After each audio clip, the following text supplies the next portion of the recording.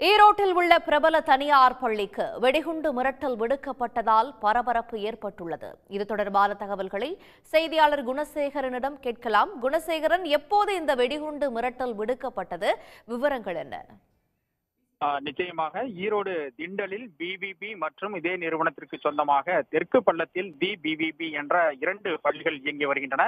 ஒரு 2000த்திற்கும் மேற்பட்ட மாணவர்கள் பயிலக்கூடிய இந்த பள்ளிகளில் இன்று வழக்கம் போல் வகுப்புகள் நடைபெற்றுக் கொண்டிருந்த போது பள்ளியினுடைய மின்னஞ்சல் முகவரிக்கு ஒரு வெடிகுண்டு மிரட்டல் வந்திருக்கின்றது. இந்த 2 பள்ளிகளிலும் வெடிகுண்டு வைக்கப்பட்டிருப்பதாகவும் அது வெடிக்க இருப்பதாகவும் அதில் மர்ம நபர் ஒருவர் வெடிகுண்டு மிரட்டல் விடுத்திருந்தார்.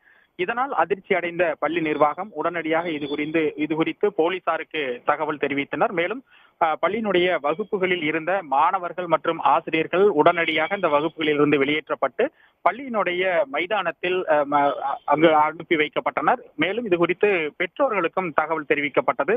தகவல் அறிந்து பதறியடித்து வந்த பெற்றோர்கள் தங்களுடைய குழந்தைகளை அவசரமாக வீடுகளுக்கு அழைத்து சென்றார்கள். மேலும் வேன் மூலம் வந்திருந்த மாணவர்களும் திருப்பி அனுப்பப்பட்டார்கள்.